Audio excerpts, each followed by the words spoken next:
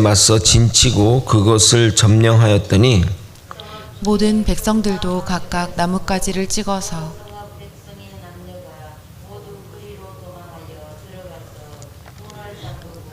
망대 꼭대기로 올라간지라. 아비멜렉이 망대 앞에 이르러 공격하며 망대 문에 가까이 나아가서 그것을 불사르려 하더니 한 여인이 맷돌 윗짝을 아비멜렉의 머리 위에 내려 던져 그의 두개골을 깨뜨리니 아비멜렉이 자기의 무기를 든 청년을 급히 불러 그에게 이르되 너는 칼을 빼어 나를 죽이라. 사람들이 나를 가리켜 이르기를 여자가 그를 죽였다 할까 하노라 하니 그 청년이 그를 찌르매 그가 죽은지라. 이스라엘 사람들이 아비멜렉이 죽은 것을 보고 각각 자기 처소로 떠나갔더라. 아비멜렉이 그의 형제 70명을 죽여 자기 아버지에게 행한 악행을 하나님이 이같이 갚으셨고 또 세겜 사람들의 모든 악행을 하나님이 그들의 머리에 갚으셨으니 여룻바알의 아들 요담의 저주가 그들에게 응하리라. 아멘. 아비멜렉의 이 폭주가 결국 비극적인 죽음으로 결론을 맺게 됩니다. 비극적인 죽음이 아니라 당연한 죽음의 결론이라 말하는 것이 정확한 표현일 것 같습니다. 사사기 저자는 이 과정을 감정 없이 기록하고 있지만 그의 죽음이 죄의 대가라는 것을 분명하게 말하고 있습니다. 악은 반드시 심판받습니다. 이 땅에서 받지 않으면 죽어서도 받을 것입니다. 그러므로 정말 생각해보면 그 심판이 있다는 것이 감사한 일입니다. 이 땅에 정의가 바로 세워져 있어 악이 생전에 심판받으면 좋으련만 악인이 흥왕하고 의인이 고통받는 나라와 민족들이 있는데 만약 이런 아무런 심판이 없다고 한다면 얼마나 억울하겠습니까? 세겜과 아비멜렉의 심판 과정을 통해 정의가 살아있음을 깨닫고 악과 멀어지는, 그래서 죄와 멀어지는 저와 여러분이 되길 예수님의 이름으로 소망합니다. 이 사사기의 특징, 또 세상 왕정의 모습들이 제가 계속 말씀드렸지만 세상 역사의 한 장면을 보는 것 같은데, 하나님이 없는 사람들의 나라는, 또 민족들은 이러한 전쟁과 이러한 음모와 이러한 그 죽임이 당연한 것입니다. 세겜 망대에 사는 사람들이 세겜성의 이야기, 세겜성이 몰살당한 얘기를 듣게 되었습니다. 곧 아비멜렉이 이곳에 올 것을 예상한 그들은 엘브리 신전 깊은 곳으로 숨게 됩니다. 이 엘브리 신전은 바알브릭과 동일한 이방 신전을 말하는 것입니다. 사람들이 그곳으로 도망한 이유는 신들이 자신들을 지켜줄 것이라는 기대감 때문에 또 도망하였고, 또 하나의 이유는 아비멜렉도 엘브리 신전의 도움을 받고 엘브리 신전에 섬기는 사람인데 설마 이곳까지 쳐들어오겠냐 하는 것을 생각했던 것 같습니다. 여러모로 그들에게는 현명한 판단일 수 있습니다. 이스라엘 사람들도 성전 안 번제단 뿔을 잡으면 그가 어떠한 죄를 지었다 할지라도 그 성전 뿔을 잡고 있으면 벌하지 않는 전통이 있는 것처럼 엘브리 신전 깊은 곳으로 나아가면 그들은 살 줄 알았던 겁니다. 그러나 아비멜렉은 나뭇가지를 찍어서 모아 보루 위에 놓고 그곳에 불을 놓았고, 그로 인해 세겜 망대에 있던 사람들이 1,000명이 죽는 끔찍한 일이 벌어지게 됩니다. 49절을 한번 읽어보도록 하겠습니다.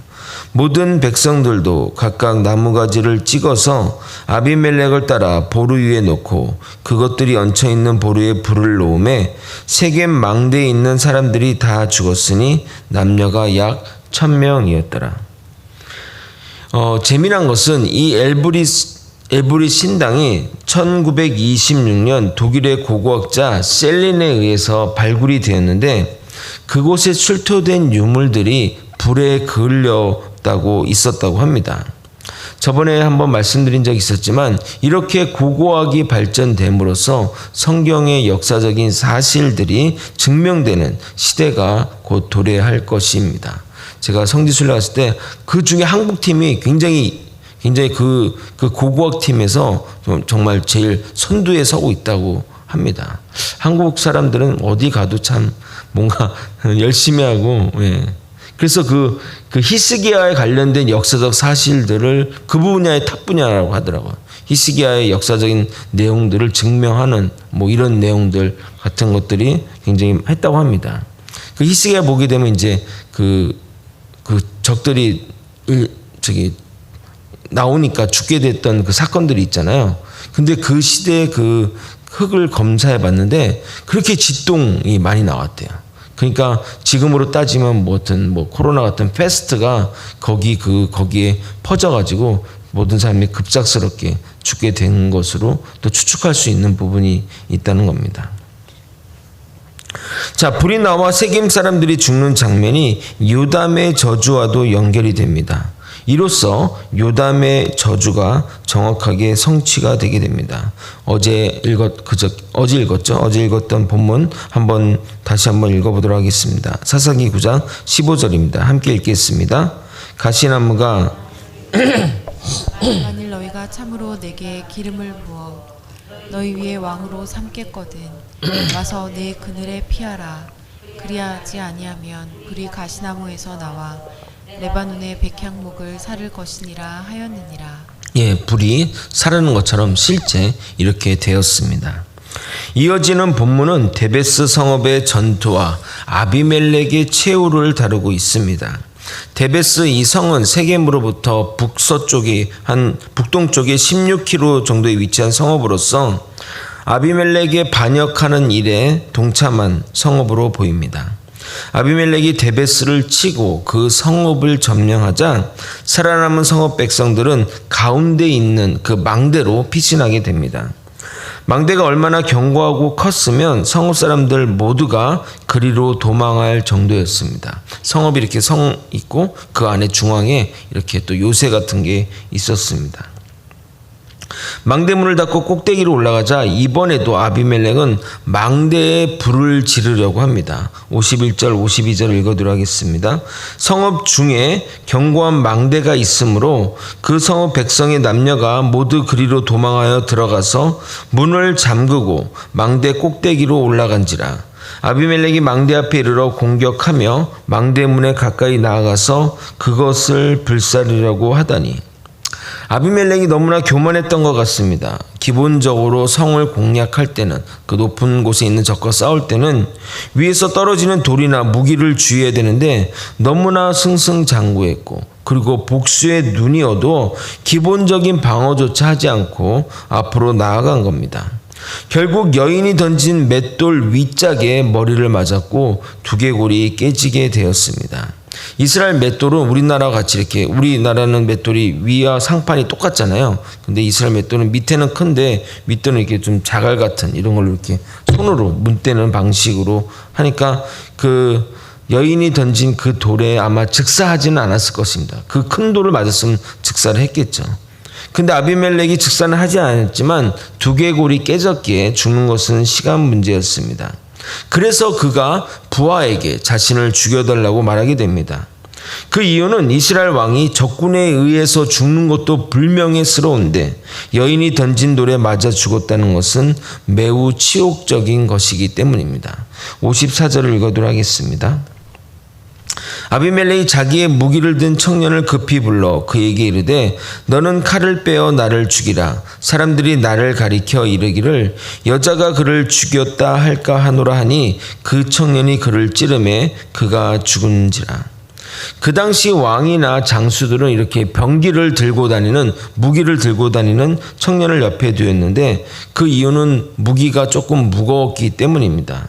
그리고 장수의 병기가 여러 가지가 있어서 무기를 들고 다니면 싸움을 하기 전부터 지쳐서 효과적인 전투를 할 수 없게 자신을 신뢰하는 그 자에게 무기를 운반시키는 것이 보편적인 그 당시의 문화였습니다. 아비멜렉은 그 무기 든 부하에게 죽음을 구걸하게 됩니다. 그러나 본문에는 그가 여인에게 돌에 맞아 죽었음을 명확하게 증거하고 있습니다.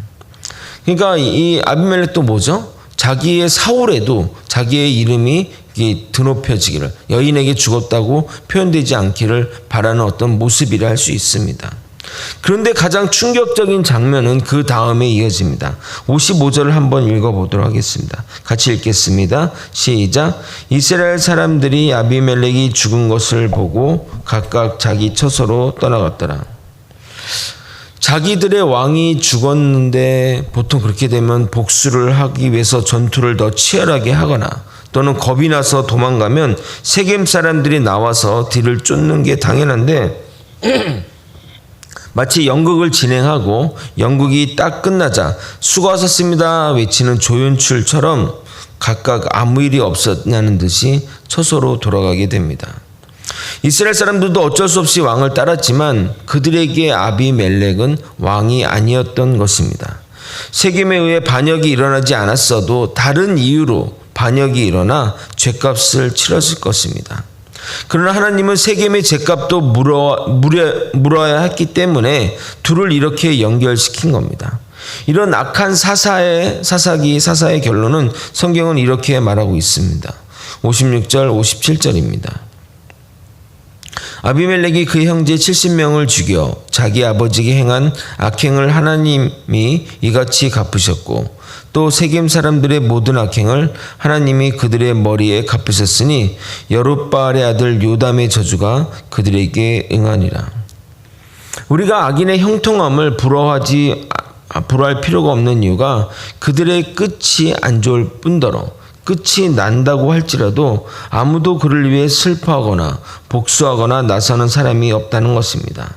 죽으면 끝이지 무슨 의미가 있느냐라고 말할지 모르지만 결코 그렇지 않습니다. 여러분도 여러분이 죽었을 때 여러분을 기억하며 그분 참 좋으신 분이지, 정말 하나님께 신실했던 분이야, 참 그분 보고 싶다 라고 하는 것과 아이고 잘 죽었다, 진작에 죽든지 하는 것 중에 어떤 죽음의 모습을 맞이하고 싶으십니까? 누구라도 후자의 삶을 살고 싶을 겁니다.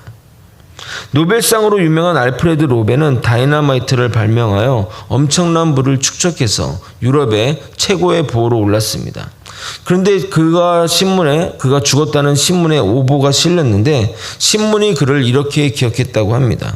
고체 다이너마이트를 발명하여 큰 부를 축적했지만 그가 만든 다이너마이트가 전쟁에 이용되어 수많은 사람을 죽이는 도구가 되었다는 내용이었습니다. 그 기사를 보고 자신에 대한 평가에 대해 놀랐고 충격을 먹었고, 그래서 역설적이게도 자신의 그 전 재산으로 노벨상을 만들어 한 해 동안 인류 문명에 크게 이바지한 사람들에게 상을 주는 세계의 가장 유명한 상이 되었습니다. 물리학, 화학, 생리학, 의학, 문학, 그리고 평화, 요 5가지 분야입니다. 우리 모두는 후손들에게 부끄러운 이름이 아니라 영광스럽고 빛나는 이름을 남겨주어야 할 것입니다. 우리 삶은 영원히 이어질 것이기 때문입니다. 말씀을 정리하겠습니다. 세겜 사람들은 살고자 우상 신전의 깊은 곳으로 숨었지만 우상은 결코 우리의 피난처가 되지 못합니다. 오직 주님만이 우리의 피난처 되시고 반석 되시고 구원자 되십니다. 세상의 것에 매이면 결국 우리에게 죽음뿐임을 세겜의 우상 숭배를 통해 우리는 명확하게 다시 한번 깨닫게 됩니다. 이 사실을 평생 잊지 말기를 소망합니다. 결국 사필귀정, 모든 일은 바른 곳으로 돌아가기에 우리의 죄악은 반드시 심판받을 것입니다. 그리고 죽어서도 그 불명예스러운 이름은 사라지지 않을 겁니다. 우리의 인생은 현재를 살지만 영원에 기대어 사는 자입니다. 지금 살아온 인생을 우리가 천국에서 계속 부끄럽게 생각하며 살아가지 않기를 소망합니다. 우리의 인생은 끝나지만 우리의 천국의 삶은 영원히 지속되지 않습니까? 자신이 했던 그 부끄러운 삶들이 얼마나 참 부끄러운 삶이었다면 그 천국 가서도 부끄럽게 살겠죠. 아이고 내가 저렇게 살았는데 사람들이 다 볼 거 아닙니까? 반드시 의를 생각하며 영혼을 생각하며 살아가는 저와 여러분이 되시길 예수님의 이름으로 소망합니다. 기도하시겠습니다. 하나님 아버지, 결코 우상이 우리의 피난처가 될 수 없습니다. 오직 주님만이 우리의 피난처시요 반석이요 구원자 되십니다. 주님 안에 거하며 주님의 믿음으로 굳건히 살아가게 도와주시옵소서.